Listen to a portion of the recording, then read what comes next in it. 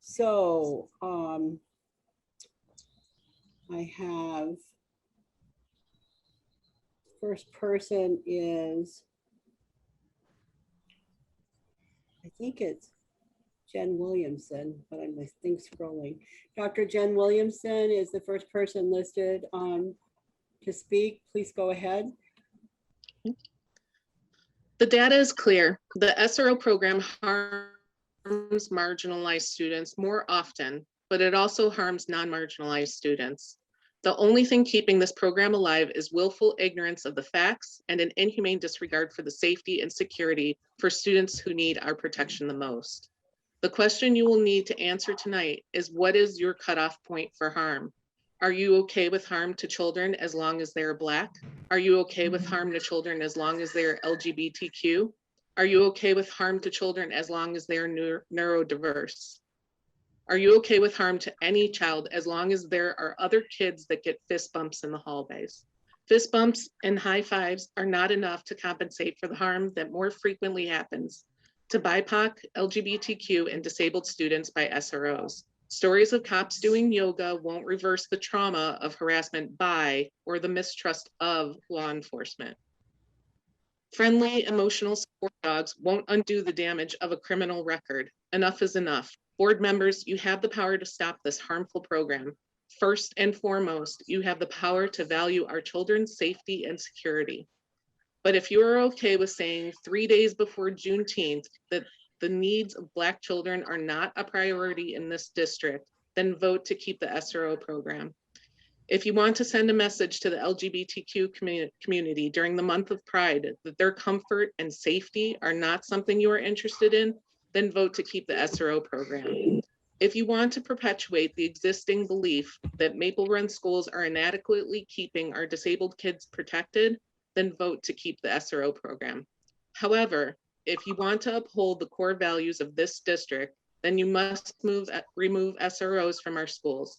If you want to commit to provide equity and access to quality education, you must consider that the SRO program is inequitable and stop it from going forward. Thank you. Thank you, Dr. Williamson. Next person is Mary Johnson. This is public comment, Mary, so even though you're not on the SRO committee, you can speak to whatever. Okay, can you hear me? We can. Okay. I'm a teacher in the MRUSD district, and I just want to read, I'm also on the equity committee. Just want to read part of the solidarity statement that was sent out last year. And all I'm asking is that you listen and hear my voice. And I'm not going to read the whole thing, but I'm going to read part of it. When faced with tragedy like this, and it was resulting after George Floyd's death, and the resulting outcry, it serves as a stark reminder that we still have much work to do. On behalf of the MRUSD Equity Committee and our district leaders, we have prepared the following statement condemning acts of racism and standing in solidarity with communities of color during this time of unrest. We stand with our students and families who are people of color. We hear you and we see you. We stand with the protesters around the country who are crying out for real action to end systemic racism. We stand with our students who want to take action and are seeking to support to do so safely and effectively. We stand with continued efforts to challenge inequity through anti-bias education in our district.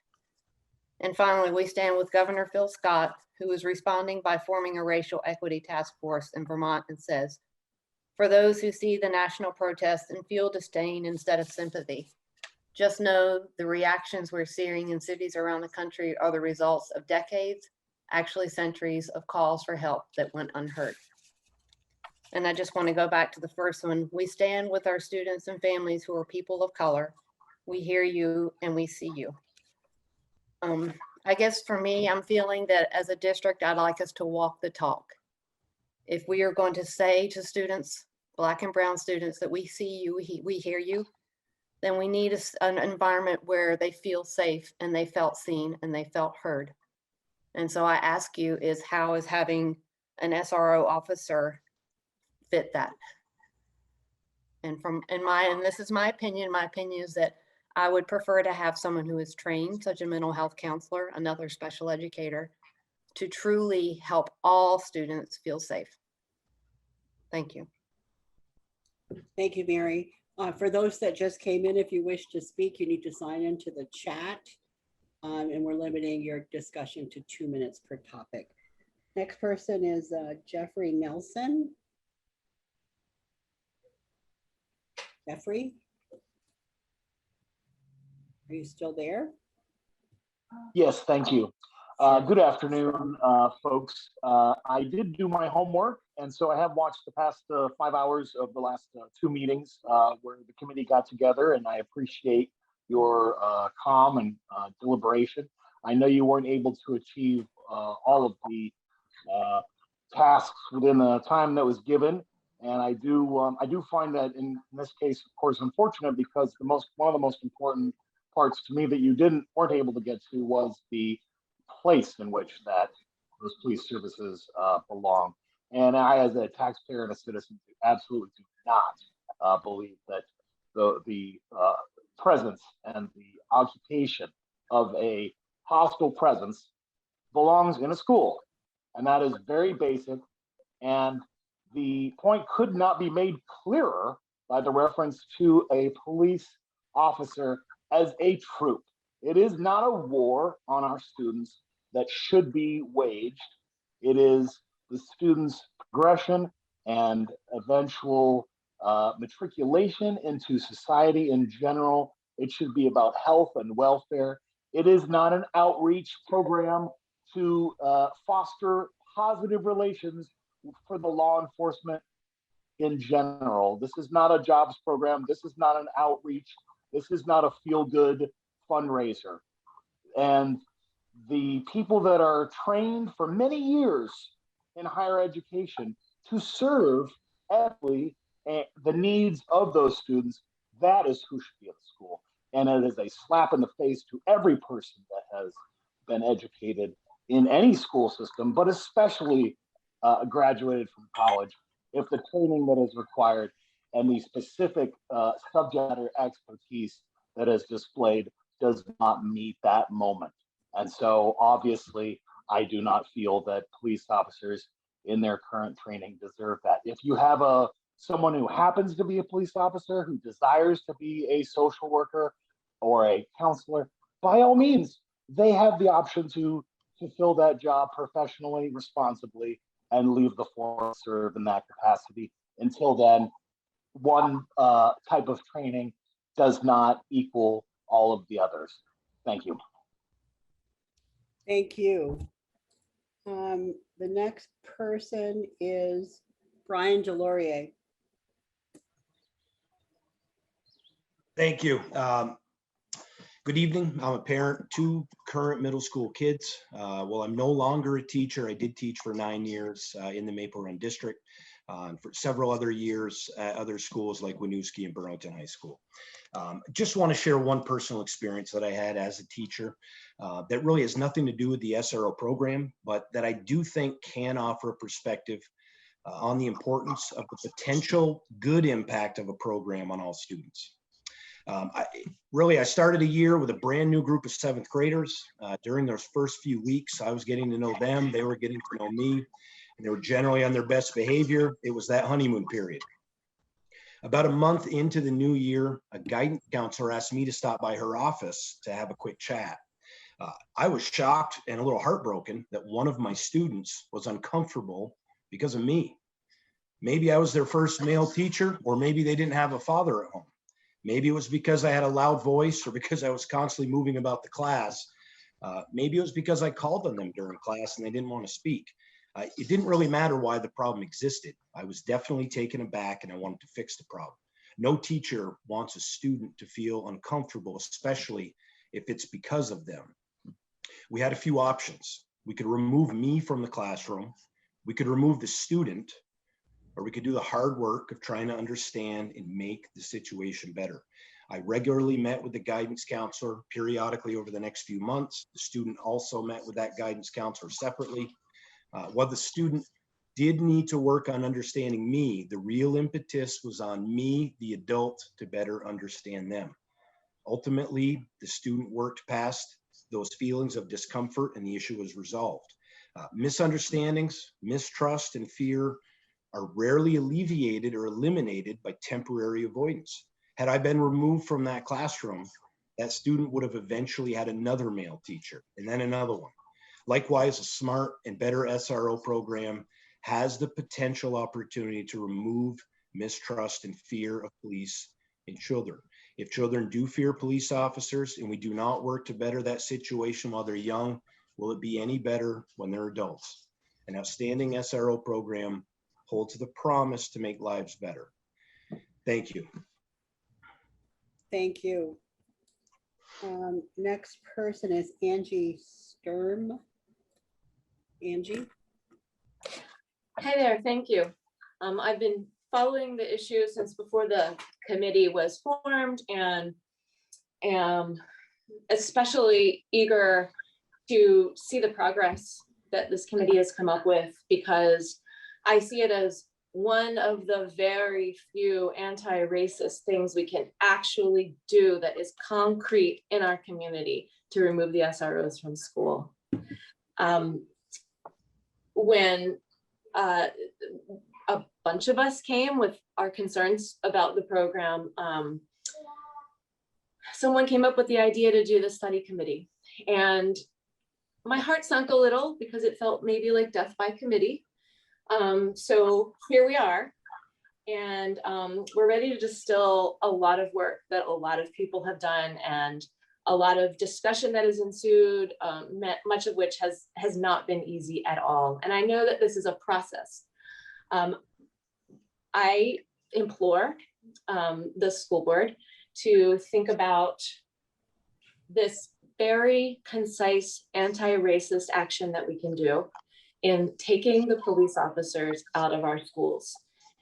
Thank you. Thank you, Angie. Next person is Ryer Erickson. Ryer?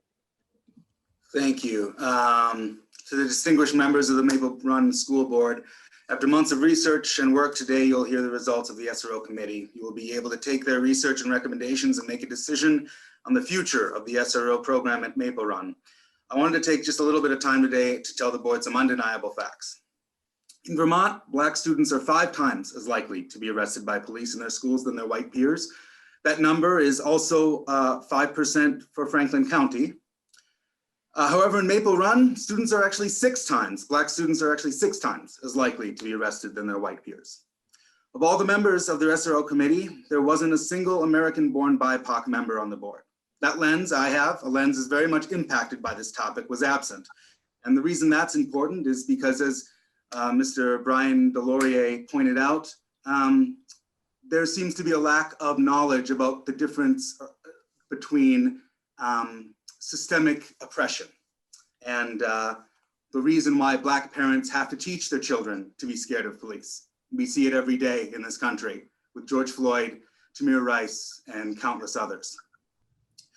Only 56.3% of the students in the survey thought police should be in schools, a number that's almost half, meaning almost half of the students didn't think they should be or didn't care.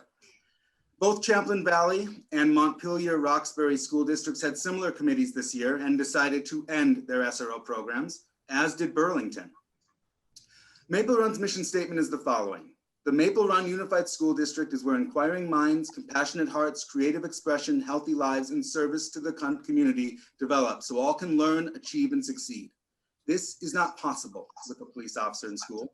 You will have to change it to so most can learn, achieve, and succeed.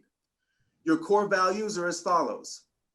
Children first and foremost, safety and security, collaboration and relationships, joy and curiosity, relevance and rigor, independence and perseverance, flexibility and adaptability, respect and diversity, accountability and integrity, and commit to provide equity in access to a quality education. Many of these values are not possible for all with police in schools. We have had one public incident and we have had other private incidents at school in Maple Run where students were hurt at the hands of police. We can stop that hurt very easily. For those left feeling unsafe without a police presence on grounds, the district can do what Burlington did. Hire a police liaison. That person can do the work of advising the schools on safety while still providing students with legitimate fears the safe place school should be for all. I'm asking you all today to think about the students who are scared, and how many students are you okay with not feeling safe? Thank you. Thank you. Next person is, I guess it's Bennett Dawson, even though it's listed as Magali. Yeah, I'm Bennett? really sorry about that. I have my wife's name on it for some reason. That's okay. Go for it.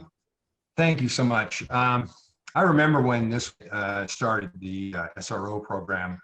It was shortly after Sand Elementary School and the disaster, the tragedy that happened down there. And rightfully, parents and the school boards took a strong look at that, the outcry that came, and wanted to do something to make sure that our children were safe.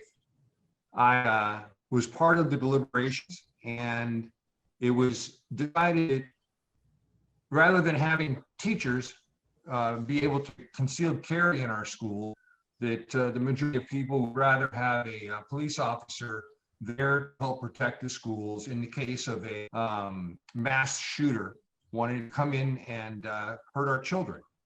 I have a child that's in the 9th grade at, just finished 9th grade at BFA, and he loves the police officer. And I grew up understanding that police officers were the last bastion of defense against the violent gangs and criminals. And that's how he was raised. I hear the arguments that these people are making against the SRO program, and that a tragedy happens, and who does that hurt? That hurts everybody. You know, a shooter is not going to differentiate between black, gendered, whatever, gay people. We're protecting our children against a violent attack. And I would encourage the school board to continue the SRO program, purely because it's doing what it was designed to do, which is to provide a layer of defense for our children against a violent attack by a crazed person with a gun. And I thank you for listening to me, and thanks for the job that you do. Thank you, Bennett. Jeffrey Nelson, you were listed twice. Do you have something you want to state on a different topic? No, I was just, I wasn't sure whether signing in with your name was required. And so I just put a comment first, and then I just put my name. I'm all set. Thank you. Gotcha. Is there anyone else that signed in that I might have missed? Anyone else been monitoring that list besides me? Reese Reese. Kelly wants to speak. Is it Reese Kelly? Do you want to speak? Mr. Kelly, please go ahead. Yeah, so there are only a couple of things that I want to mention. I've been, I think, one of a handful of people who over the last year have really dedicated ourselves and our volunteer time, our dinner time, right? Our time with our families to continually express a deeply resounding need for this school district to reconsider what SROs mean, what their role is, and with the argument and requests that we take them out, that we have a police liaison, that they are not a permanent, consistent, ongoing presence in the schools. I want us to take into consideration that people who have commented on the pros of saying hi, of building good relationships, of therapy dogs, those things can be done by other professionals who have different skill sets who are not police officers. I also want you to think about the data and the research around who is targeted by police officers, what that looks like in our actual schools districts, what our history of police officers in our school districts look like compared to this phantom of a mass shooter in the Maple Run Unified School District, and that a police officer is supposed to stop that when history actually shows that they do not in those incidents. Okay, so I think that living within the reality of that is very, very important. I just want to impress that upon people. My last comment is that I am also deeply concerned with the integrity of board members who at the end of one of the last meetings on camera made comments to Superintendent Dearth about the type of comments that he received from me and other people, particularly Katie Messier and Peter Delorier. Both of you made rude comments about our passionate, consistent pleas for help. We're asking for help from the school district to do better for our students. That is our right. The way that you reacted creates a chilling climate of public comment, which is vital to the running of the school district. It is vital to our community. And I really hope that people on the board have some reflection on what that looks like and how we're encouraging people to participate in the building of community here. Thank you. Thank you, Mr. Kelly. Steve, are you interested in speaking? Steve LaRosa? Sure. Yes? Yeah. Yes, please go ahead. Great, thank you. By now, it should be beyond obvious that for some in our community, the presence of SROs is a clear and present source of stress, fear, and harm. So, sorry, Steve. Steve, excuse me. You're Sure. speaking really fast and I'm having trouble understanding. Can I ask you to slow down just a little bit? I will try and slow down. Thank you. Okay. By now, it should be beyond obvious that for some in our community, the presence of SROs is a clear and present source of stress, fear, and harm. Heartfelt testimony, as well as data, attest to this fact. According to the survey conducted for the study committee, 10% of our white student population claim negative interactions with their SROs, 1 in 10. For our BIPOC students, the number was very close to 30%. I don't know how this district can continue on the SRO path that's presently configured and not be accused of turning a blind eye to the racial disparity this policy fosters. Having said all that, I do recognize, as I'm sure all of you do, that there are also those within our community who draw comfort from having an SRO.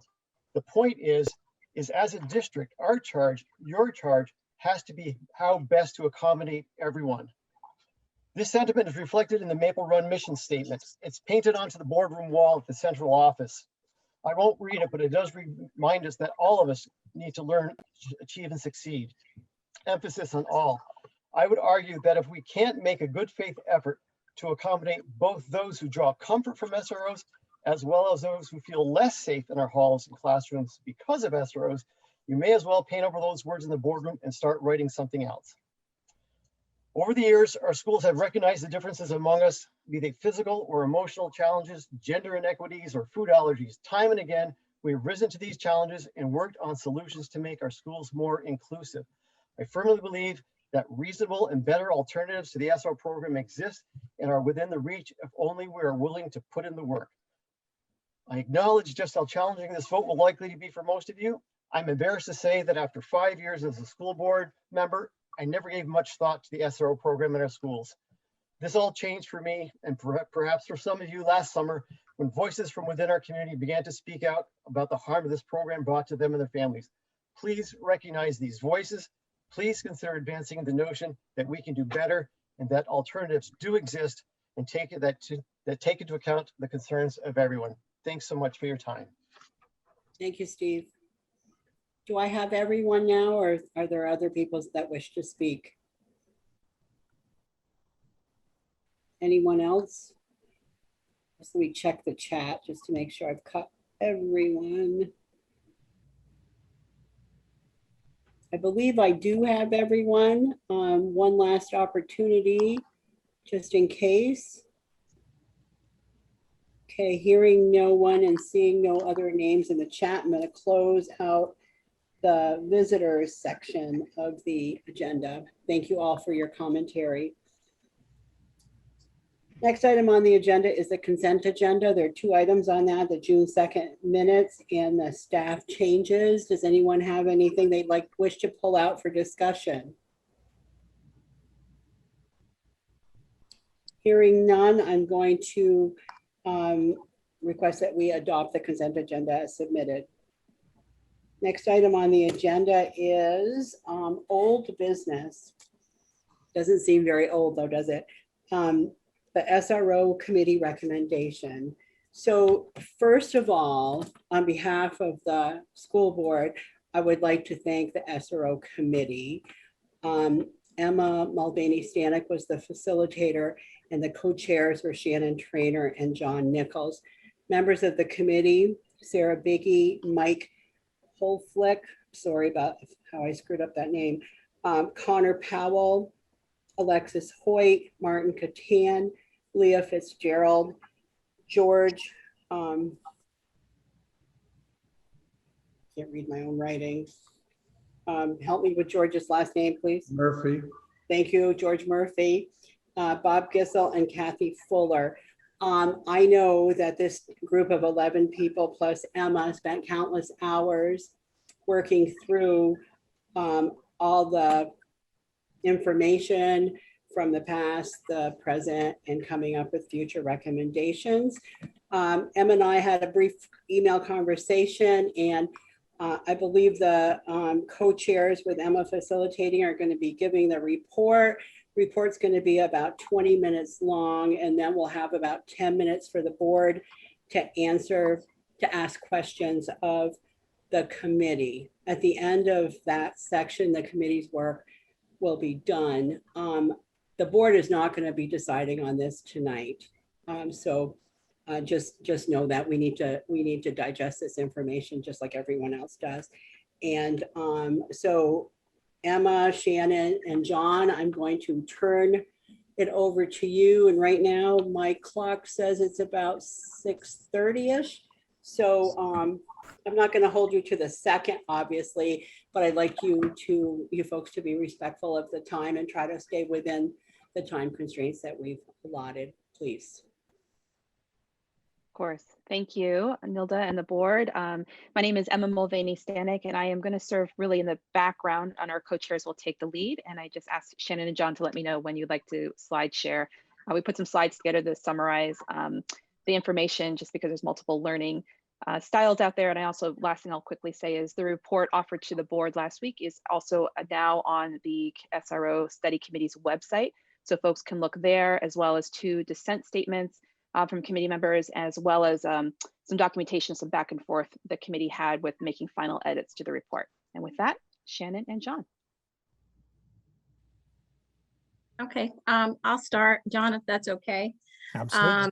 So my name is Shannon Trainer. I'm one of the co-chairs for the SRO committee. We want to thank the Maple Run School District Board for having us.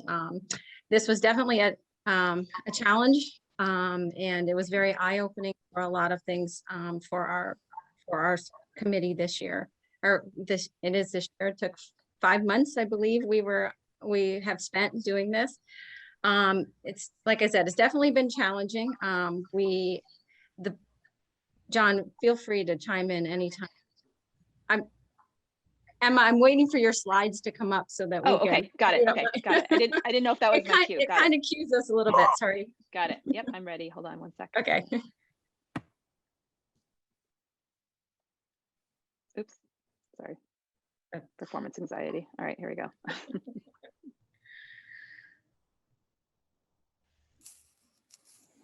Okay. So we did come up with, in all of our deliberations, we did come up with 9 points of agreement, and you can see on here 3 inclusion points and 3 areas that needed further deliberation.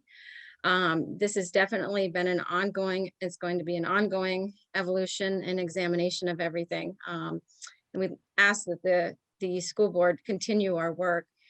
John, please go ahead and. Yeah, so for all of the points of recommendation that we have in this presentation, we adopted a 2/3 majority threshold to vote on those. And then you'll see we have a committee vote format, a yes, a no, an abstain, or absent, and then a request for more discussion. So that's how that'll be listed under each recommendation.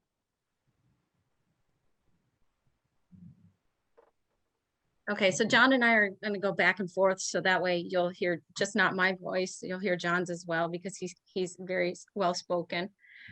So our first recommendation that we had was to continue the district's existing work in the following areas by adequately funding, scoot you guys down, and staffing these services with professionals highly trained in mental health services, restorative practice, and other expertise who are not SROs.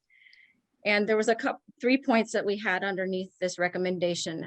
Student mental health services and restorative practice services. We asked that the board look into those more so.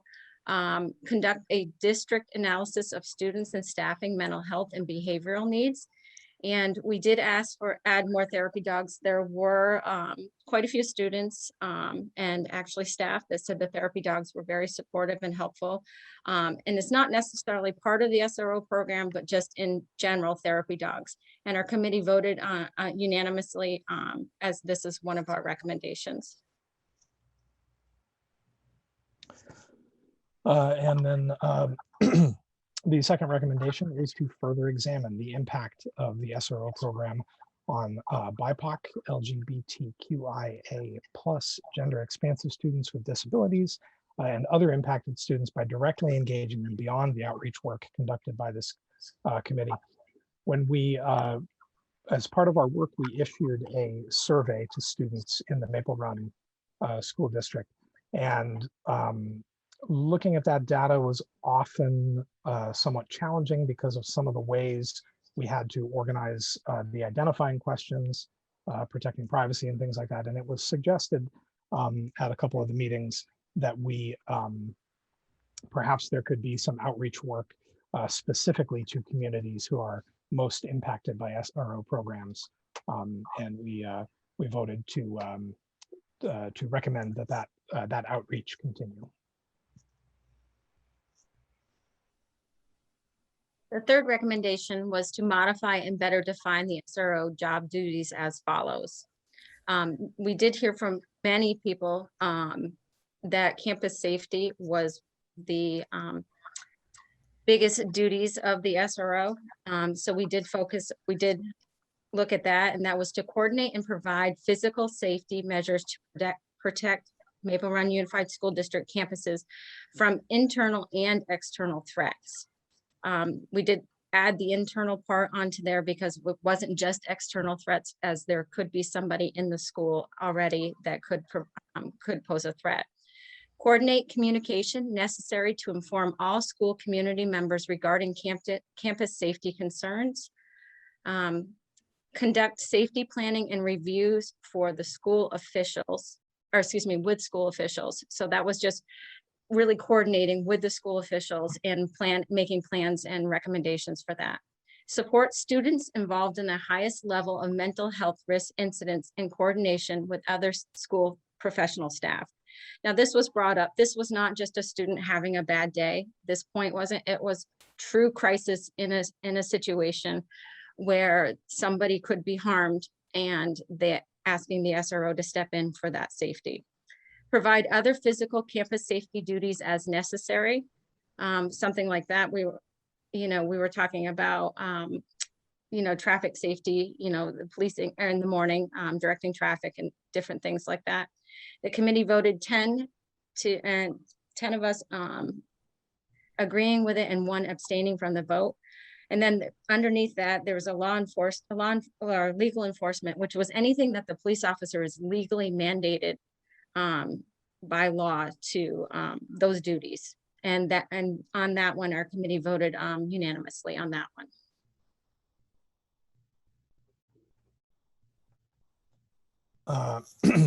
Our next recommendation was to require the same staff training for SROs as district staff on topics such as bias and other district-wide mandated issues. As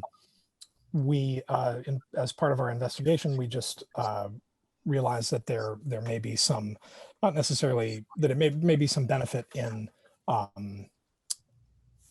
the word I'm looking for? Standardizing that across the district. Number 5 was to offer an optional mentorship program between students and SROs in coordination with school staff to determine what is appropriate. So on this one, we really looked at, there is definitely a benefit of a mentorship. We understand that there are some students that benefit from a mentorship with the SRO, and we really would like this, the school and the staff to keep that up to their determination on when that mentorship should come into play.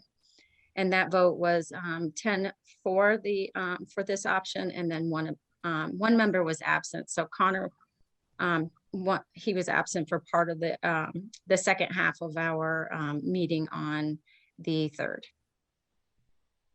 So that's why those numbers have changed a little bit. Recommendation number 6, improve and increase communication and education about the SRO program with current students, families, and staff. We had the opportunity to speak directly with all 3 of the SROs currently working in the district, and one of the topics that we discussed was the fact that there were some misconceptions about the scope or nature of the program, and also some perhaps some lack of clarity even within the district about what the SROs were and were not able to do. So that recommendation stands with the vote you see. Number 7 was to review whether an annual report is the right timing for data tracking and program reporting, or if a shorter reporting period is warranted. Some of the options were quarterly or every 6 months. The committee supports reporting and collecting the data, but requests the board to review the timing interval on this. So this is something that we had talked about, how long it should be stretched out, waiting to report data and track the program's progression and make sure that things are staying where they need to be, and if you need to make adjustments on that. Sorry, I'll hold on one No, second. that's okay. Sorry about that. Okay, all done with number 7, Shannon? Yes. Okay. Okay, so as follows are the topics that we did discuss, but were not able to reach our 2/3 threshold majority on to list as recommendations. But we did flag them as things the school board should look at more closely. So we have number 8, define SRO duties and responsibilities to provide online bullying and online safety education in coordination with other school staff. Bullying is defined by the hazing, harassment, and bullying school and state policy. SROs would be required to engage with HHB incidents as required by state law.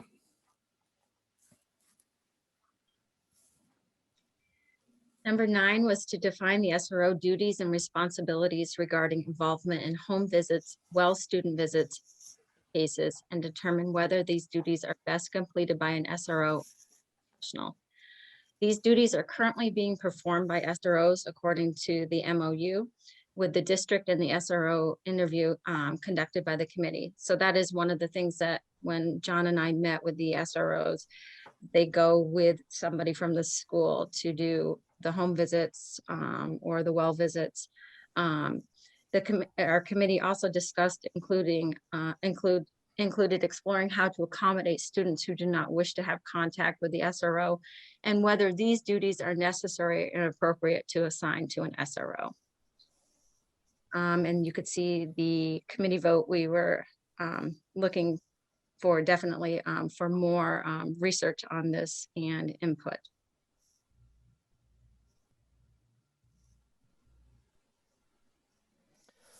And finally, maybe not finally, we have some points that were inconclusive. The committee discussed the following topics to see if we could agree to recommend the board further discuss and research these items, but could not come to an agreement. Further examine staffing levels within the SRO program. One of the broad scenarios that we did discuss was a police liaison system where there would perhaps not be a single officer for each school. But again, we were not able to come to an agreement. And John, just to add on to that a little bit, part of it with the liaison program was we just had we had run out of time doing research on the liaison program and to see how it actually worked. And so that was part of the reason why we were so divided on that. Number 2, review the physical workplace assignments for the SRO. Again, this is something we discussed the arm and disarm of police officers, uniforms, and where the position should be located. But we ran out of time, physical time, to discuss this and where it should be, where all of these things fall. And number 3, examine the SRO hiring process and allow more community involvement in the process. Committee vote as follows. We had 1 member absent and 1 member abstaining from the vote and 4 members wanting more discussion.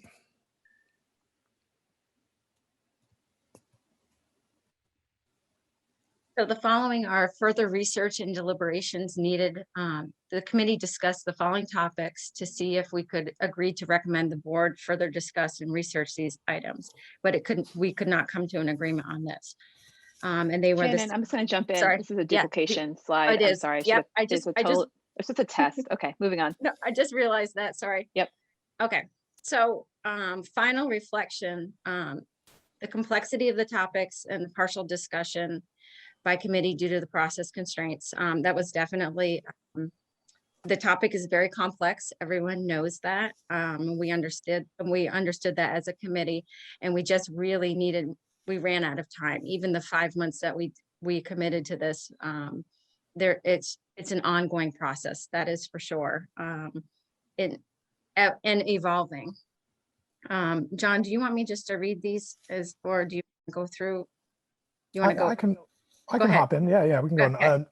on. Kind of jumping off on the complexity of the topic, I think we did have 2 dissent statements, and those have been sent to you all with with this presentation. I would recommend that you read those. Data and research and community input. I ask the board to really look into this as well. Look at the data.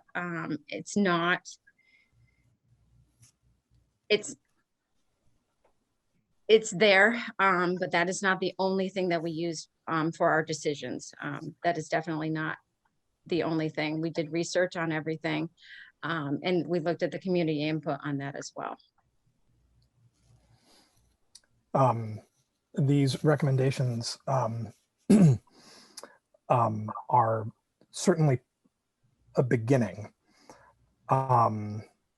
but they need more work, and they need a framework, a strong framework to exist within. And again, it was a challenge that we had in our final meetings, really getting down to the to the details of it, and maybe getting a little too in the details. So at face value, the recommendations set forth are not, they need to be taken, I think, with a little grain of salt. I agree, John. And then we have our committee website as well. You can see that on there. That's it, y'all. So I'm going to stop sharing. And for folks on the board, just do know that beyond what was presented in the report, which has citations of all the resources, either the committee members collected or community members submitted, that website has everything documented, including every recording of every meeting, minutes, agendas, slide presentations. It's pretty extensive, but it's all documented there for your reference. And Shannon and John, I think unless there's anything else, we should transition into Q&A.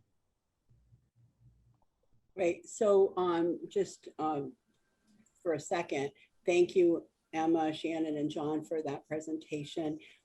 This is going to be the opportunity for the board to ask questions of the 3 folks, the committee chairs specifically, and Emma as a backup.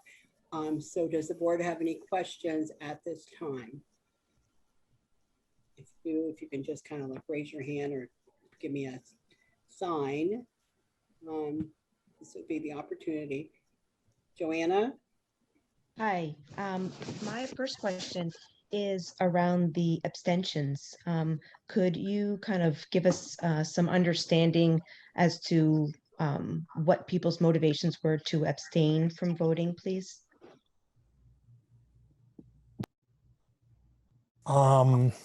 That is, well, I guess I'll call out that it's a little challenging to understand another person's motivations accurately, but I can say I believe I abstained from one one of the votes. And although I don't remember exactly which, I don't remember exactly which point it was. In my case, it was something that I didn't. I in that moment, I guess I kind of felt what we were voting on was we were getting away from our focus a little bit. So in my case, that was my reasoning for my abstention. Anyone else have questions? Grant? Yeah. Both of the dissent letters, I think, mentioned police liaison officers.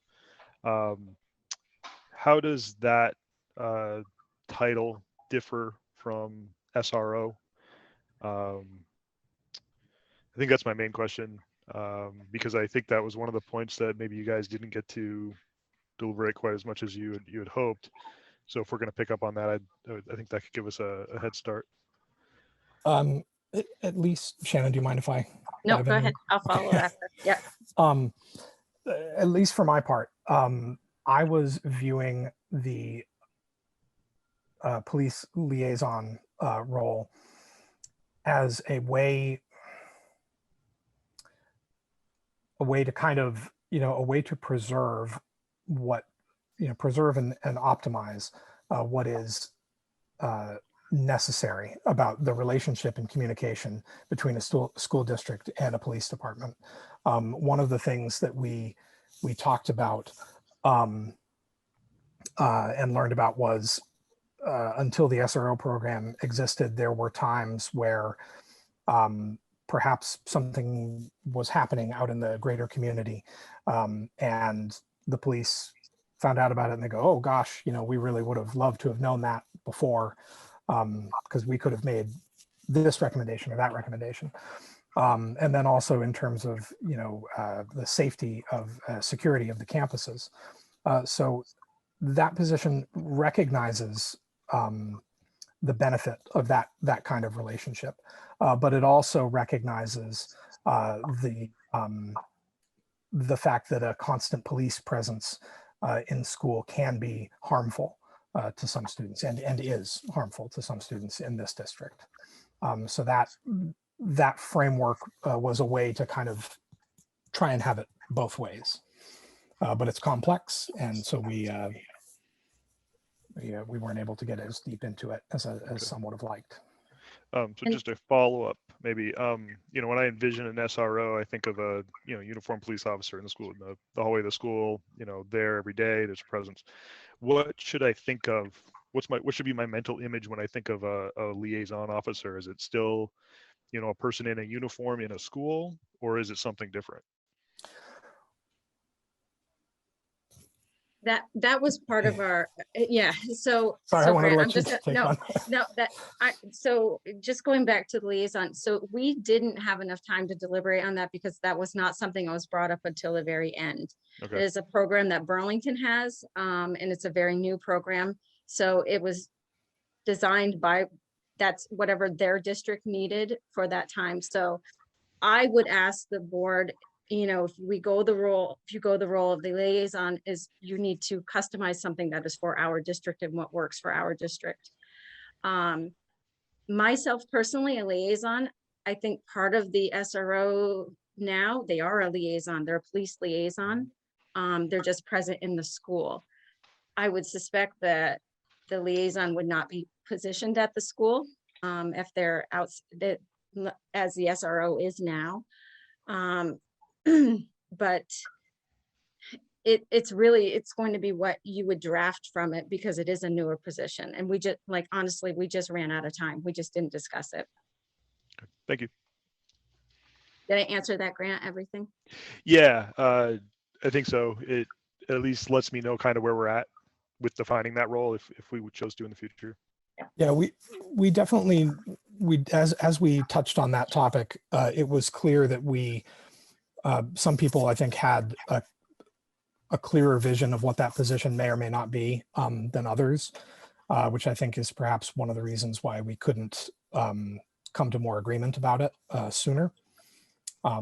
but yeah, I would agree with what Shannon said in the liaison framework. At least what I was envisioning was sort of a centrally located officer that would be available to each campus and would be kind of a point person for the district as a whole.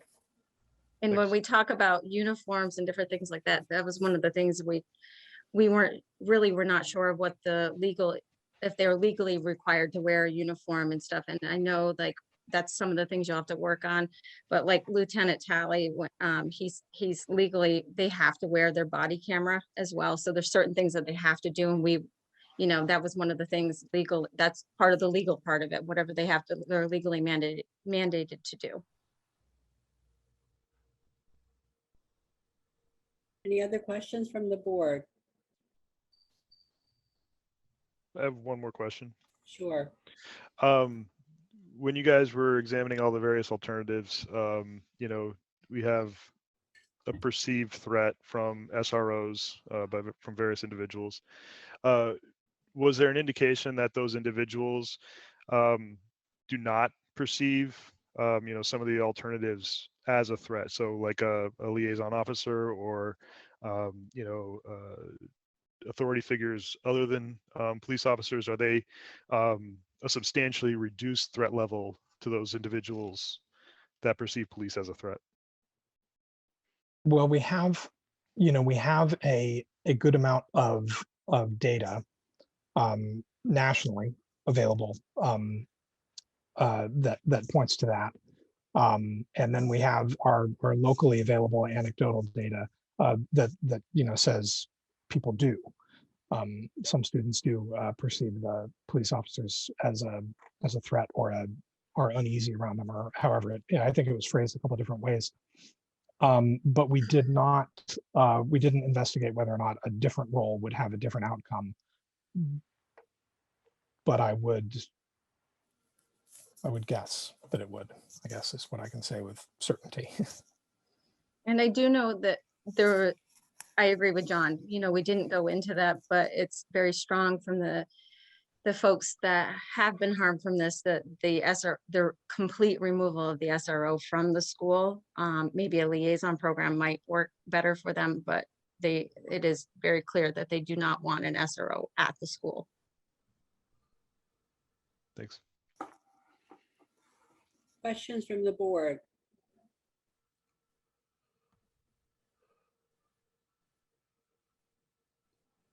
Going once? I have a question, Nilda. Yes.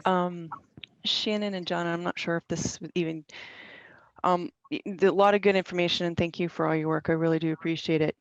But I guess one question that I keep coming back to is that really maybe doesn't stand out is having an SRO in school, has it made our school safer in our district?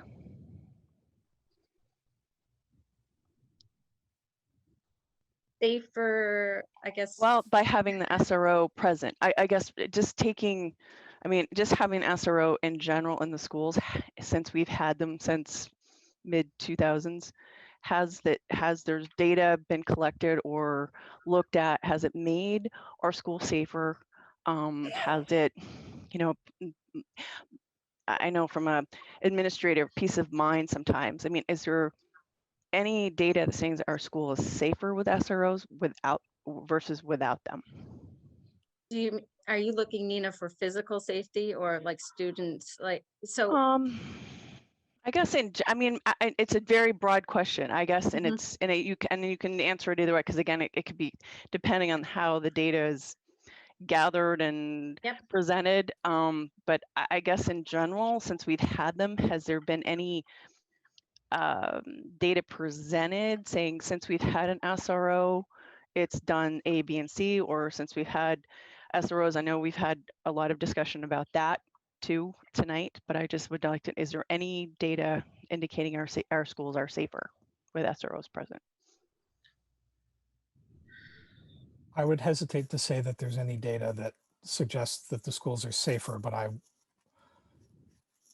know it's very broad, and I apologize. I know, no, but I didn't know, because I haven't heard that aspect of it either, or that. There is definitely there is data around, they keep track of interactions with students, and then they keep track of judicial referrals. There are other things that they keep track of, but overall district safety, I don't know that that's that's shown. Okay. Thank you. Thank you. All right. Any opportunities for questions? All right. Well, thank you so much. This committee has done an incredible amount of work. I know you've spent a lot of hours. Oh, Joanna, you have a question? Okay. I just, I think you've answered it, but I think I just want to clarify just to make sure.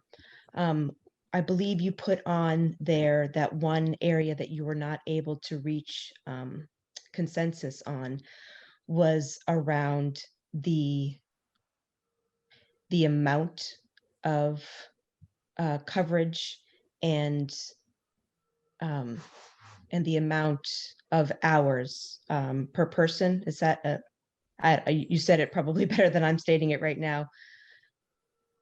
Is that correct? We did not discuss full-time positions, part-time positions. We left it, we ran out of time on that. Correct me if I'm wrong, John, but we really did. And we did touch on it and felt it was really up to individual schools as well. I guess what my question is whether or not the committee found that there was enough work for currently, right? Currently we have 3 full-time SROs within our district. And so I guess what my question is, did the committee find that there was enough work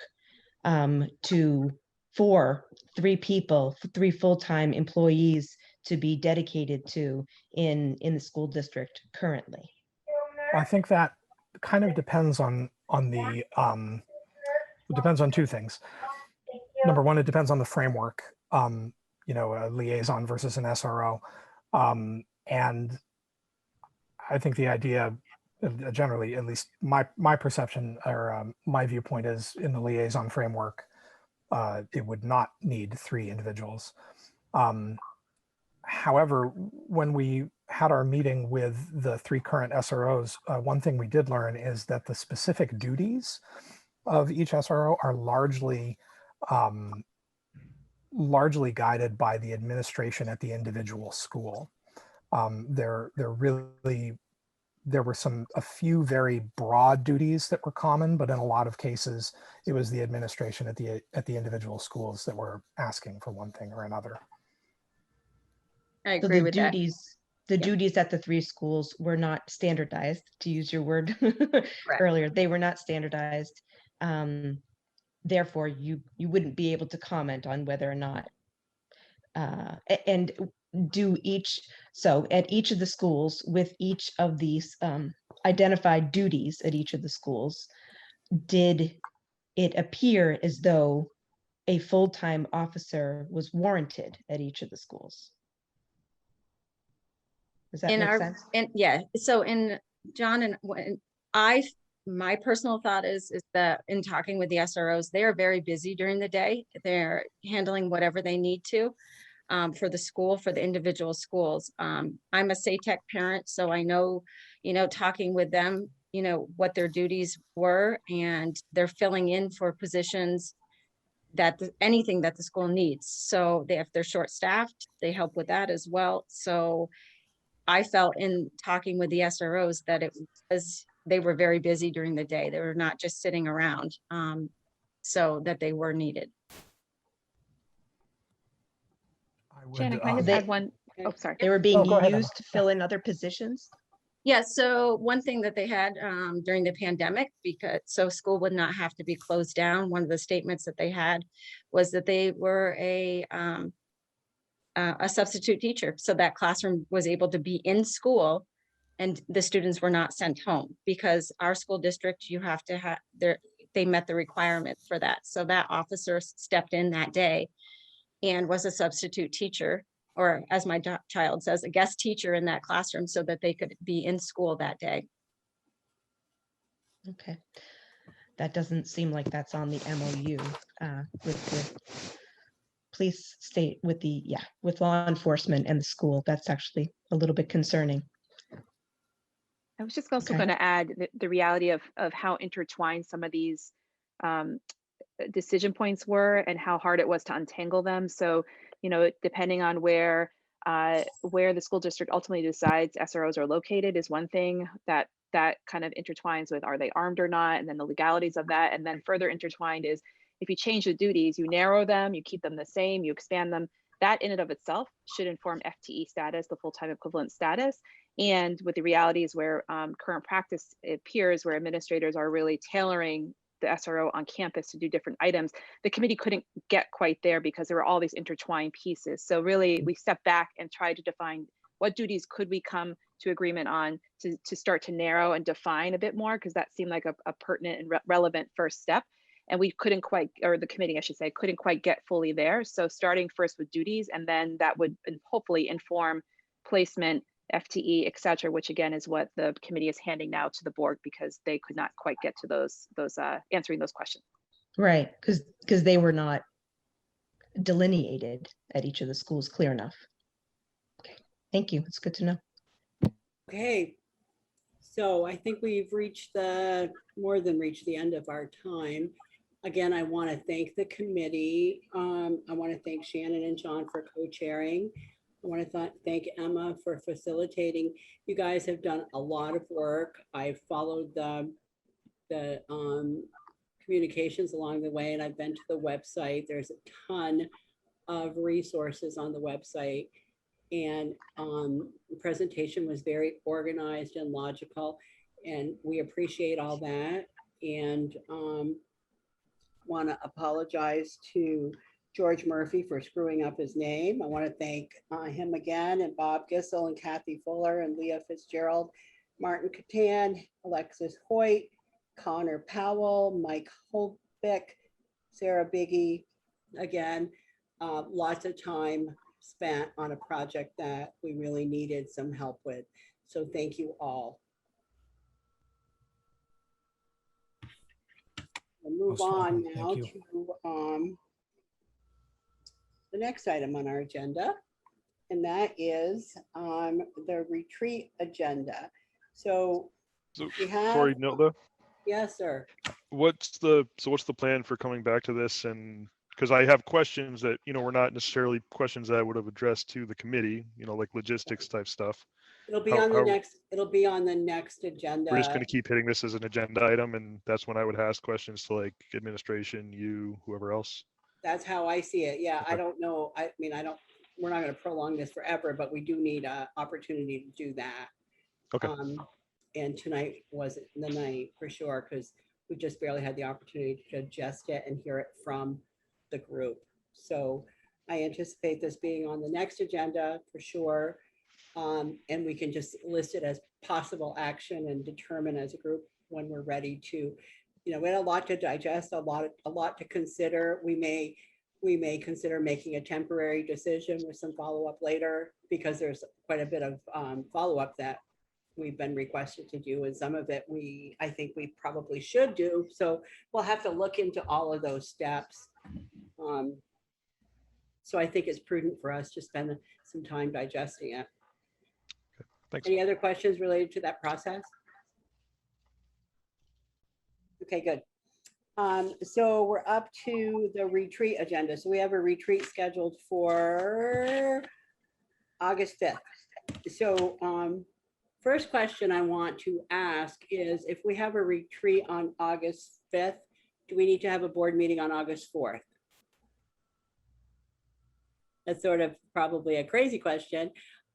If we really needed to have some pressing issue that we needed to deal with, we could have it addressed on August 5th, because August 5th will be a duly warned meeting, although it's going to be an educational session, so it won't be open to the public. But if we had to handle any item, we could handle it then, as I understand it. Is that right, Bill?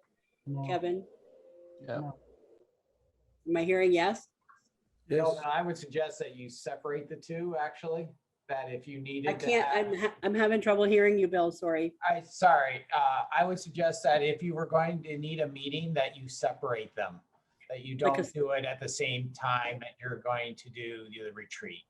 I think We that could do a special meeting prior to the retreat or something if we had. Yeah, if we needed one on the 4th and that, we could do it then. Okay. And I I know mean, that part of this came from the attendance that we were seeing from board members. Right. Yeah, because we had trouble trying to schedule the retreat. So are we going to have people that are, first of all, are they going to be around for August 4th meeting? And if they are, do we need an August 4th meeting? I'm not hearing a whole lot of anything. Well, if you're gonna have the August 5th retreat, and there's pressing issues, you set up a separate agenda prior to the retreat and have them both the same day. Yeah. All right. Sounds like a plan. Okay, so Bill, take us through the retreat information.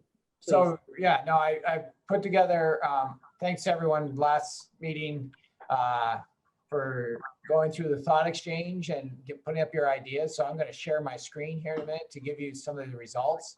I just want to let you know what I did is I went through all that work and then made it, grouped them in themes around what people were saying.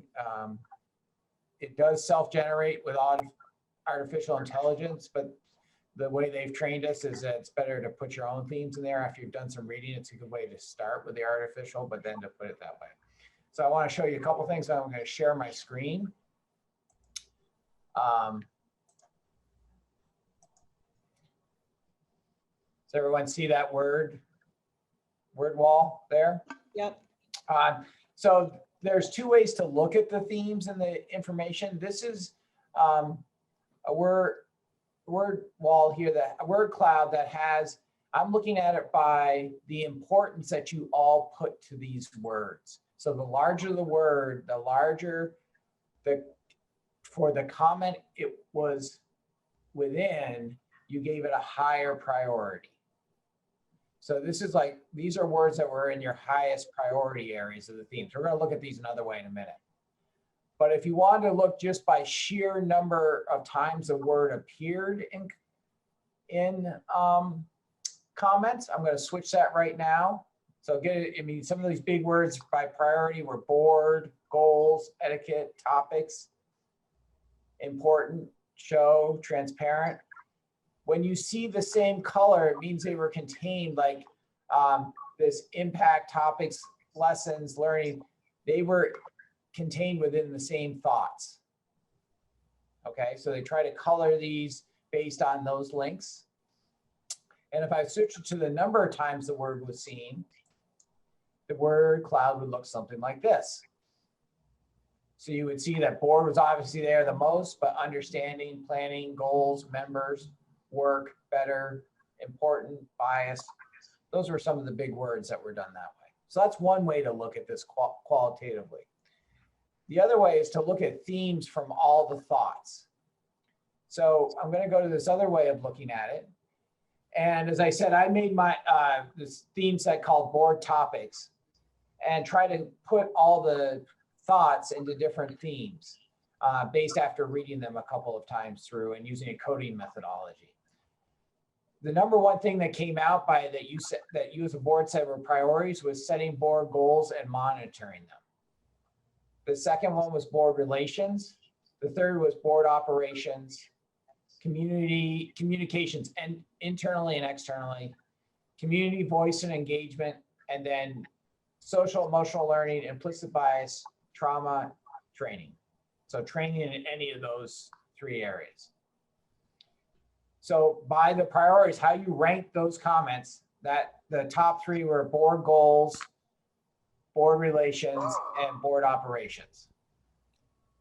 If you look at by just sheer number of comments, like how many comments were made about these topics, you'll see under board goals, board operations, and social emotional learning, implicit bias, and trauma training were your top three by far They each had 7 thoughts that were shared by individuals. Okay, so it wasn't necessarily the highest priority, but it was mentioned by 7 people, where board relations was mentioned by 3, 2 were the communications internally and externally, and community voice and engagement was mentioned by 1. So this doesn't necessarily mean importance, but it's how many people had the thought. Okay, so when you really want to crosswalk these two theme maps of the number and the priority, and when you do that, if we go back over again to the stars, you see that board monitoring, board relations, board operations, and board goals and monitoring were the 2 things that really come out strongly. And then board relations had a high priority, and the one that had a high number but didn't have necessarily the high priority was training for social emotional learning, implicit bias, and trauma. So those are the areas. I'm going to stop sharing my screen here. Those are the areas that all of you said were important to you. As we said last meeting, Mike DeWeese is going to work with us to facilitate a meeting for us to have discussion, obviously around board operations, board goals, and monitoring. We can do that. I think we need to look, it's not Mike's expertise to give us training in SEL, implicit bias, and trauma, but we have folks that we work with and that we worked with the teachers, and I'm sure we could bring them to the board and do some of that training work with the board as well to have those discussions. So I'm not sure we can do that on the 5th of August, but we can definitely, we have Mike set up for that, for the board goals monitoring and board operations to facilitate that discussion. I'm not sure what else, Nilda, but that we're still having this on the 5th. We're going to do it at Hardak. We're having dinner brought in for everybody. And we'll be starting going from 5:30 to 8:30 on the 5th. What have I missed, Nilda, maybe in our discussions? No, I think you hit it all. Okay. Any questions? So at this point, from what I'm hearing, we're not going to have a board meeting on August 4th. We're going to have this retreat on August 5th. And should we have any items that are immediate for our attention, we will set up a special meeting for August 5th prior to the retreat. Point of order. Yeah. Accessibility of a wheelchair at Hardak. It is. I checked all that out. Since they built a new lodge, they have that. They have that all figured out. It's all been built in and all that. Thank you. Yep. Perfect. Okay, so we've got the retreat agenda basically figured out. Now I'm going to move on to new business. So we have a banking resolution. I'm looking for discussion. I need a motion to approve replacing Kevin and Brenda's signatures for the bank. Can I have a motion, please? So moved. Thank you. Is there a second? Jack, Second. thank you. So for discussion, this is just part of what we need to do because Kevin, as you know, is leaving, and Brenda, as you heard recently, is also leaving. So there'll need to be 2 new signatories, I guess is the right word, and Bill will be one of them, and the Brenda replacement yet to be determined will be the other one. So when the time comes, we'll get that signed off. And I believe that when we do those signatures on the bank thing, every board member has to sign it. And I think there's also a statement that the board clerk has to sign related to the banking authorization. So any further discussion? Hearing none, I'm going to call for a vote. All in favor of that motion signify by saying aye. Aye. Any opposition? Any abstention? Motion carries unanimously with 9 votes. 9.5 votes. I also need a motion to authorize signatures on the 2 side letters. One of the side letters is for personal day buyout during the COVID, and the other one is to pay for work funded by the ESSER fund. So May I have a moved. motion? Okay, thank you, Al. Is there a second? Second. Second. I think Joanna might have seconded that. Any discussion related to this? This is just sort of Bill, do you want to explain it a little bit, please? Sure, I'd be glad to, Nilda. The first one for the personal day buyouts, as most of you may remember, the federal legislation gave an extra 10 sick days to employees to the December 31st, 2020, and that went away. And any of our employees that had to quarantine or had COVID did not get those extra sick days. And so what this does is we've worked it with the association for those, as you know, we have a buyout clause. If you have less than 5 sick days and you don't use your personal day, they can be bought out. What we have done is we're saying we will not count the sick days taken because either you had to quarantine or you had COVID yourself, and you could still qualify. So that's what the first one is. The second one is that with all money coming in from the relief, it's known as ESSER, which is Elementary and Secondary, you're gonna have to schools, Emergency Relief Act, I believe is what it is. I'm kind of guessing without it right in front of me, with all that money that's coming in really for supporting our staff to work and the extra time that they need that is required, we're agreeing that we'll pay them per diem for teachers and $25 an hour for paraeducators for working during the summer or beyond contract. That's only funded from these federal dollars. We have different funding in our master agreement. The great news is when this happened, and the principals worked really hard to kind of restructure their summertime work so people could do it in 2 or 3 week chunks. Some people signed up for the whole time, but a lot of people found a way to get rested and relaxed and ready to go for next year, at the same time provide services to kids. So I think we found a win-win-win here. And kids are taking advantage of it. Great, thank you for that explanation. Anyone have any questions for Bill? Good question. Yeah. Yes, sir, Grant. Are there any implications or considerations for the whole sick bank thing that they have going? We didn't go into that, Grant. That sick bank is going to be, it's complex and it's going to take a lot of work to figure that out. But this doesn't provide any additional or take any away from that program at all? No. No, okay. It's not related to that program. Okay, good. Yeah. Okay, thank you. Any other questions? Okay, so we have a motion and a second. We had discussion. All in favor of the motion to authorize signatures to the 2 side letters signify by saying aye. Aye. Aye. The opposition, hearing none, motion carries 1.5-0. Next item on the agenda is the warrants. I need a motion to approve the warrants, acknowledging that passing of this motion will act as individual board member authorization of their signature on these warrants. So moved. Thanks, Al. Is there a second? Second. I think maybe Grant might have said the words. Jack raised his hand, but Grant said the words. So I guess Grant gets this one. We have a motion and a second. Any discussion? All in favor of approving the warrants as the motion described, signify by saying aye. Aye. Opposed? Any, okay, motion carries 9.5-0. All right. Next item on the agenda, board announcements. Okay, I have a couple of things. You may have heard that we have gotten the okay to start having in-person meetings again. So what typically happens is the first meeting of the month is the, quote unquote, business meeting, so to speak. We have it usually at the central office. The second meeting of the month is held at the schools, and it is the five schools plus Northwest, I think five different locations. And that's on a schedule that's been laid out. So we can start that at our next meeting. We can have an in-person meeting.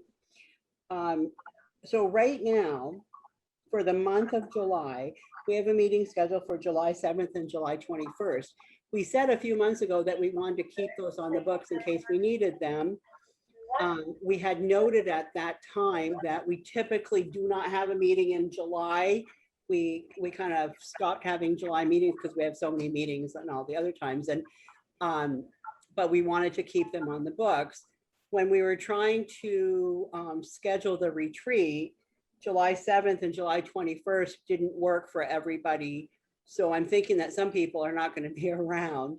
So I'm trying to, first of all, ascertain whether or not we need the July 7th and the July 21st meeting. And if we have them on the books, how many board members are we going to get there?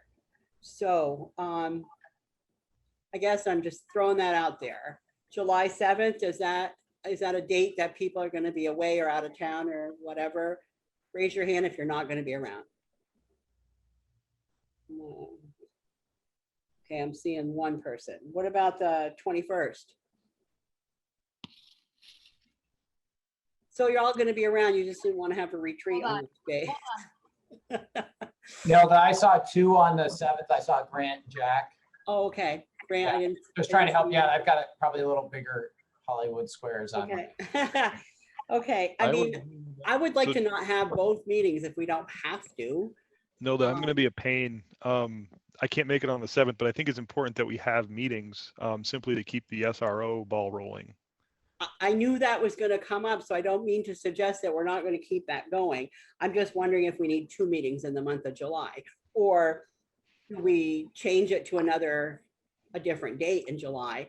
I know we're not going to see a whole lot of building administrators around in July for our board meetings, but so we need to keep our topics to stuff that we're going to handle ourselves in the board level. So which one should we have? Should we have the July 7th one for now and cancel the July 21st one, knowing that we're having one the first week of August?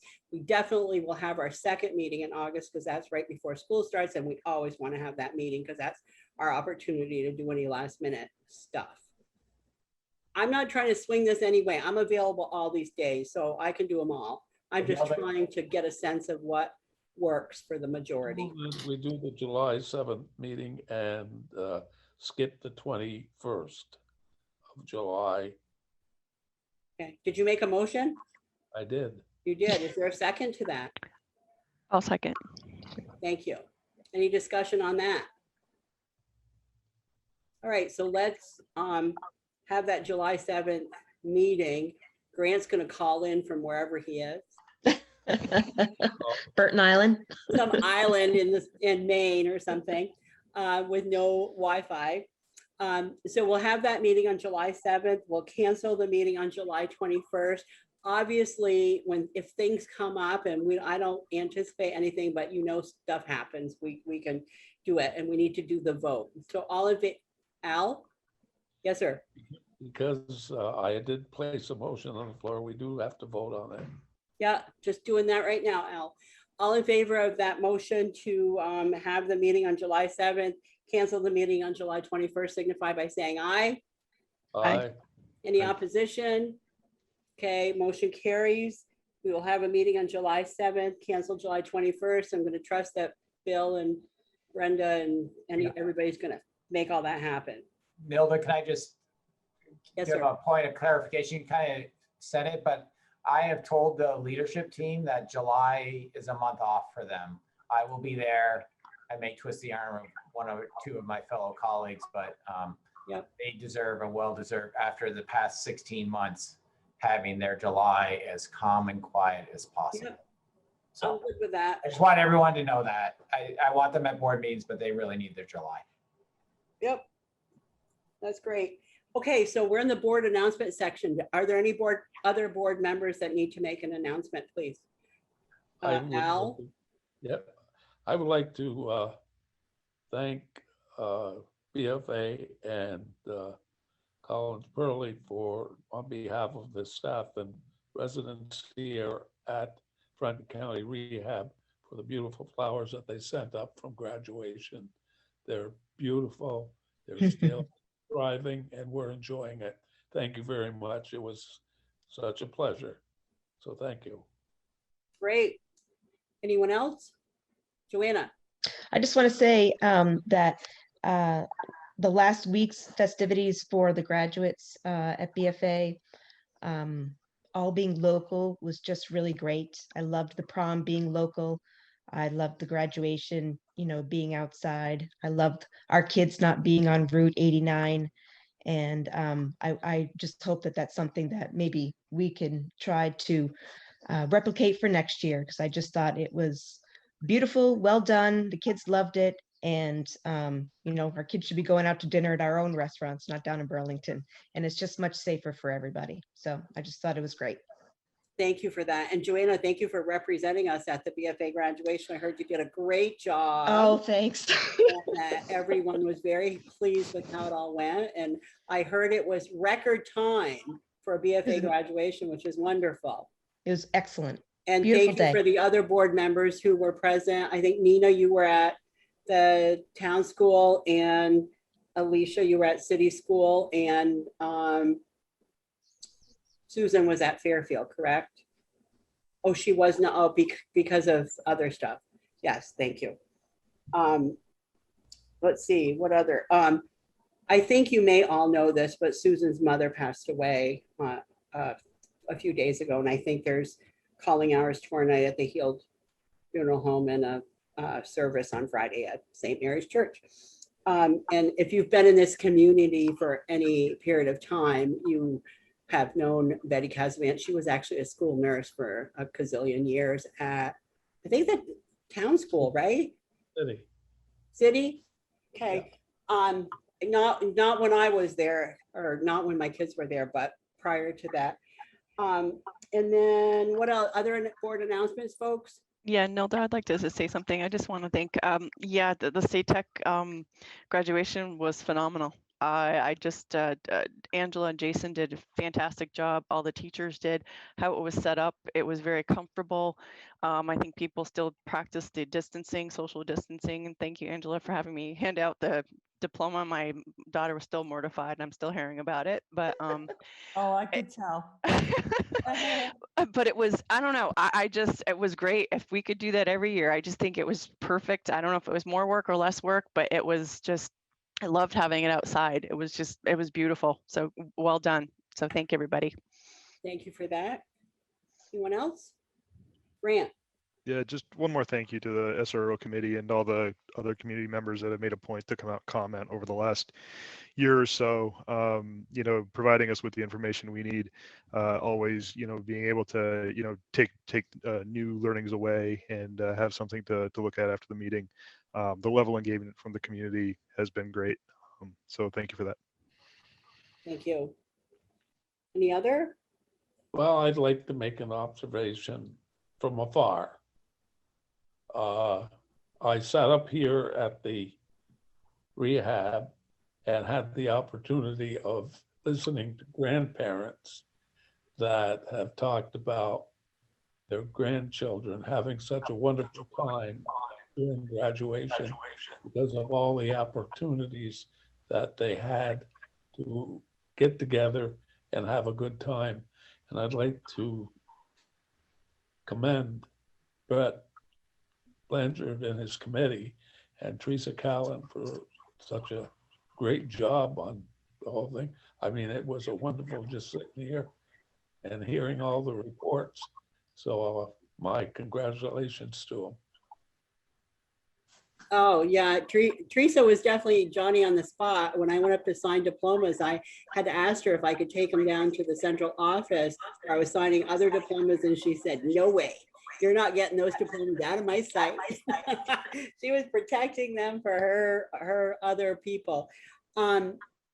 Any other announcements? Just a thanks to and a goodbye to Brenda Comstock, who I think has served the district and the communities so well, and she will be missed. She made becoming a new board member easier than it might have been, and I want to thank her. Thank you, Peter. Kudos to Brenda. Yeah, I was gonna close my part with saying that too. I had an opportunity to talk to Brenda a few days ago and tell her how much she's going to be missed, and she assured me that she would not leave us in the lurch, because I said, who's going to train your replacement? And she said, she's got pretty good systems, but she's also going to be around. So if she's needed to help anyone else, and I'm sure that Bill will have her on speed dial if he needs her and communicate with her. And Stacy Rulo is saying that we have a lot of substitute opportunities at City School. This is a paid political announcement. Thanks, Stacy. And the other thing I wanted to mention, as you all know, this is Kevin's last meeting also. So Dr. Dirth has been the superintendent here for what, 7+ years. And I had the opportunity to be on the group that hired him, so I can take some of that blame. But I think that he has proven himself to be sort of a mild, quiet leader by example. And I think we're going to miss him, even though we're looking forward to working with Bill and having a new influence. It's always sort of a kind of a sad time when someone leaves, but I think Dr. Dirth is leaving with a smile on his face. So I think he's going to be very happy in his new endeavors. So we're all happy to hear that. And we'll give him a clap also. Thank you very much. Anyone else want to make any commentary for under the board announcement section? Anybody else that's sitting here tonight retiring that I'm not aware of?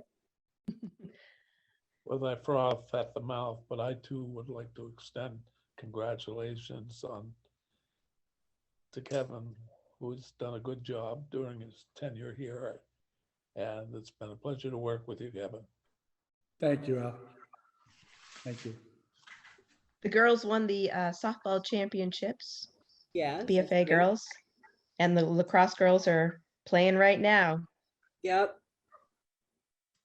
And I'm 5 minutes over what I said we would be. Sorry. When someone asked me about how long was it going to last, I said 1.5 hours. So let's see. Any other board announcements? Okay, so hearing none, I'm going to move on to the next item on the agenda, which is the superintendent's report. So Kevin, your superintendent's report, please. Well, I do have one for tonight.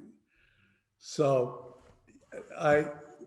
several months ago, you asked me to give you some thoughts and some words of wisdom as far as where I thought the district was and where it could go.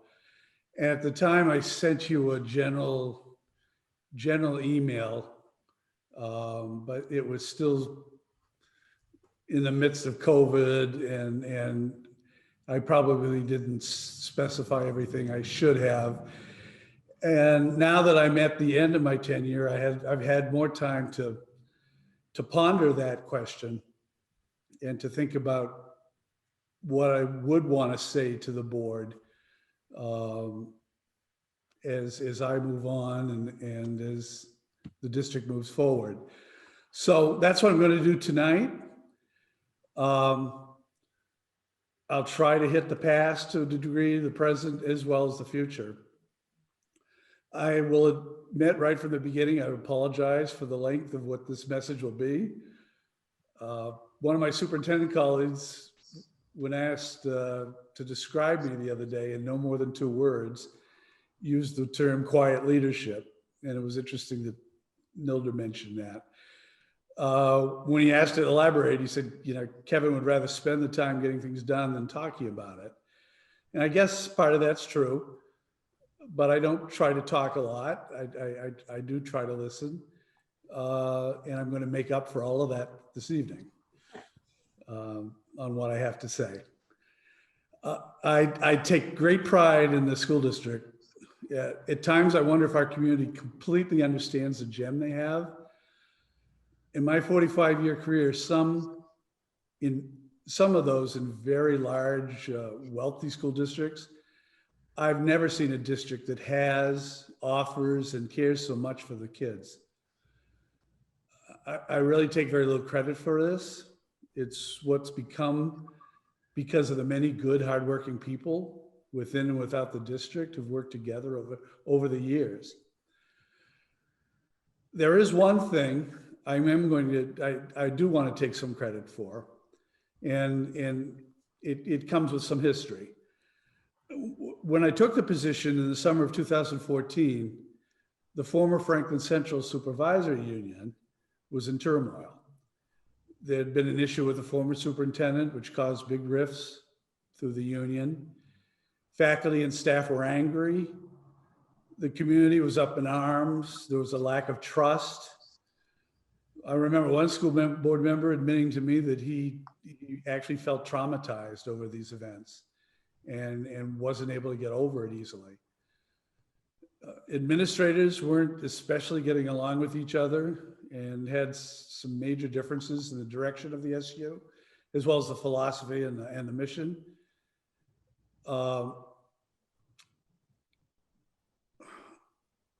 Each school was its own individual silo who wanted to do their own thing and were not particularly interested in working together. The association and management were in grievance mode and not really talking with each other to work out their differences. The board, the school boards for each district, as you may recall, were autonomous and very different and had very different ideas of what students should learn and be able to do. I learned very fast that my number one priority was to first calm the waters. Nothing else could be accomplished until the temperature was lowered. And I tried to do that through a multi-pronged approach, which turned out to really be a multi-year approach. First and foremost, I attempted to model what I wanted to see, such as acting calm, building relationships, getting people in schools to talk with each other, set up regular weekly meetings for administrators to meet and discuss and get to know each other and become involved with the community so they could get to know me and could learn of the good things that we were doing. I tried to set expectations about how people should talk to and with each other. And I constantly reminded those who needed to hear it that the only drama I really wanted to see and hear should be on the BFA stage, not in the district. Then came the opportunity for Franklin Central to consolidate into one large school district.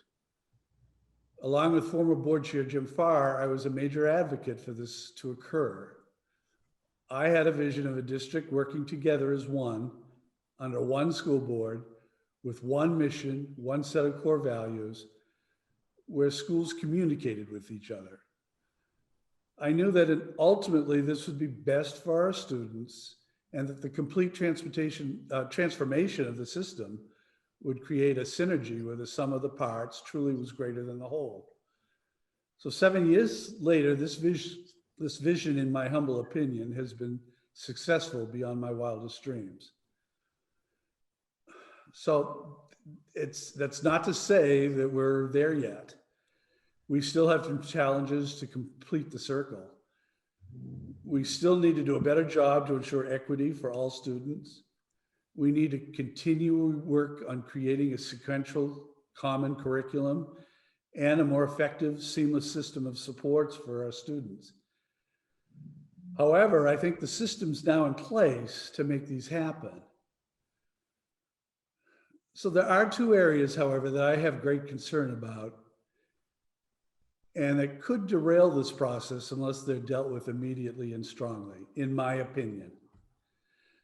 And they both center around what we're just talking about, the issue of climate. Over the last several years, many of us have seen a breakdown in how we speak to each other, or perhaps more accurately, how we listen to each other. The first is over the issues around our school resource officers. I, as well as many of you, have been extremely concerned with the tactics of a few individuals in our community. I realize this is a very emotional issue for many. However, that's not an excuse for some of the behavior I've seen. Individuals have resorted to personal attacks, unfair criticism, and yes, misinformation. These bullying tactics are unacceptable. Though certainly there are disagreements around this issue. Everyone is out to do the very best they can. Impugning the integrity of the SRO committee members, board members, or school administrators, including me, is not the way we do business here in St. Albans. I do not ever want to see this behavior considered the norm around here. And parenthetically, does anyone else see irony in the fact that certain individuals, few, but certain individuals who preach the crucial traits of tolerance and understanding have actually been the most intolerant towards people who do not agree with them 100%? Having said that, I'm heartened with tonight's dialogue, which, though there are obvious disagreements, everyone spoke passionately yet respectfully. I just only wish this had happened throughout the process. You, the school board, have handled the issues of SROs extremely well. When the issue came up, you created a committee of staff and community to research the issue and to come back with recommendations. You now have the recommendations in your hands. I want to give kudos, as everyone else has, to the committee members who stepped up to the plate in a hot political environment and did their job quietly, fully, and thoughtfully. As a representative for the board and as a community member, I want to apologize for the way some of you were treated. You didn't deserve it. Most importantly, I also want to thank you for your service. To you, the school board, I ask that you take the time to read the recommendations carefully as you deliberate. As difficult as it may be, try to tune out the noise and stick to the process you created. For what it's worth, I support the report. The recommendations are middle-of-the-road recommendations. In a nutshell, they support keeping the SRO program and recommending specific mitigation practices and monitoring to ensure the program is the best it can be for our students. While I might quibble over some of the details, overall, the report is thoughtful and top-notch.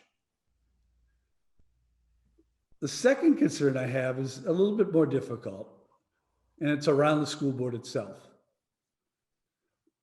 Over the last several years, I've seen the same negativity that I mentioned seeping into this board. I don't have to go into detail. All of you have seen it. Most of you have mentioned it to me. I urge you to do more than speak to your superintendent about it. Speak up when it occurs. While it's only an ember right now, it's already beginning to flare up. This drama and negativity recently contributed to the loss of a valuable board member. In addition, the disdain and distrust by individuals for the people you work with the closest, the school administrators, are evident and has caused hurt feelings.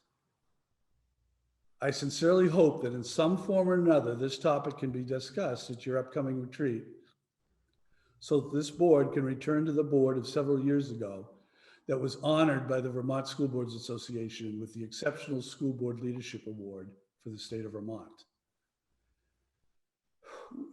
We've worked hard to create a tone of unity, calmness, and proper discourse. Please don't lose what we've created. I want to end the way I began, with the great pride I have in this district. While I'll be retired, I'll continue to watch this district grow as a citizen of St. Albans. All the ingredients are now in place. Think of it. We have a hardworking, dedicated, and committed faculty and staff who also want the best for our students and who communicate and work with us on a regular basis. If you don't believe it, just look at how they stepped up to the plate during the epidemic. I'm so very proud of them. We have a leadership team that's truly, truly the best. I've had the opportunity to have worked in 5 different school districts in 2 different states. I've never had the opportunity to be part of such a talented, hardworking, dedicated, and collaborative group of people. They're keepers. You'll have an experienced superintendent and assistant superintendent who can hit the ground running. I have complete confidence that they will be able to work with you to take the district to the next level. We live in a community and have a school board that highly supports their schools. Even given what I just said earlier, there's no doubt in my mind that each of you have the passion and desire to do what's best for children. So yeah, the ingredients are there.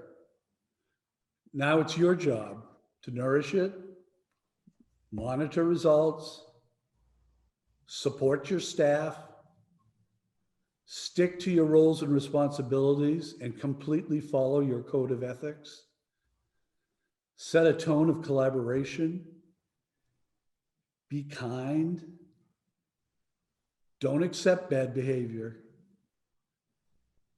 And base all your decisions on what I believe is the most important of our core values. Children first and foremost.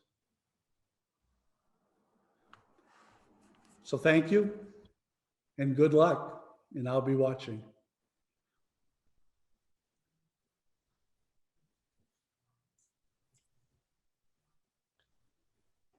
Thank you.